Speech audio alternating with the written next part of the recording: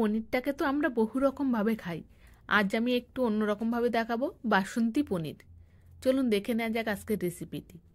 এখানে আমি 200 গ্রাম করে 400 গ্রাম পনির নিয়েছি। পনিরটাকে আমি স্লাইস স্লাইস করে কেটে নেব। দেখুন কত সুন্দর লাগছে কাটার পরে, এখনই তো মনটা ভরে যাচ্ছে। শেষ পর্যন্ত কি হবে দেখুন।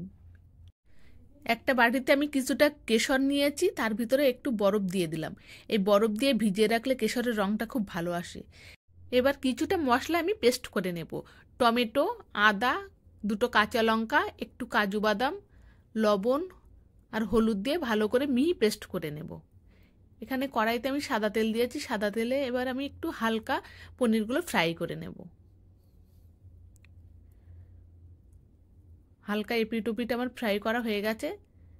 এখানে আমি জল নিয়েছি, জলের ভিতরে একটু লবণ দিয়েছি। লবণ দিয়ে সেই জলের ভিতরে পনিরগুলো তুলে দিলাম, তাহলে পনিরগুলো সফট থাকবে।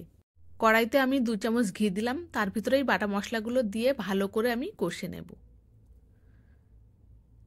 যতক্ষণ না কাঁচা গন্ধটা চলে যায় ততক্ষণ আমি কষবো। এবার কষা হয়ে গেলে একটু চিনি দিলাম আর একটু ফ্রেশ ক্রিম দিলাম। চিনিটা আপনাদের স্বাদ অনুযায়ী দেবেন। আর এখানে আমি একটু ফ্রেশ ক্রিম দিলাম, দিয়ে আমি আবারও ভালো করে একটু কষে নেব। ভালো করে কষা হয়ে গেলে আমি অল্প একটু জল দেব। এখানে জলটা খুব বেশি লাগবে না, অল্প জল দিলেই হয়ে যাবে। এবার আমি পনির ভাজাগুলো দিয়ে দিলাম।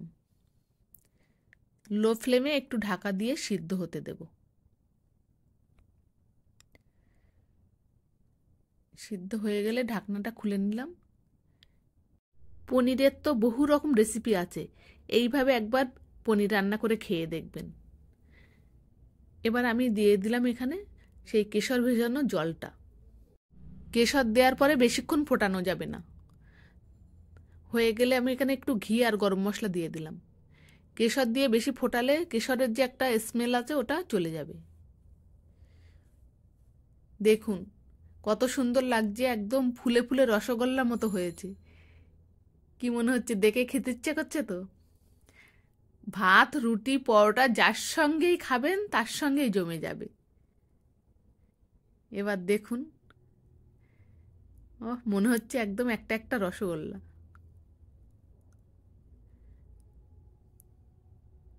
এটা দেখেই কার কার জিভে জল চলে আসলো আমাকে কমেন্টে অবশ্যই জানাবেন। আর বাড়িতে তো অবশ্যই একদিন আপনারা বানাবেন। আর এই ভিডিওটা আমার কোনো মেল বন্ধুরা দেখলে বাড়িতে অবশ্যই বানাতে বলবেন।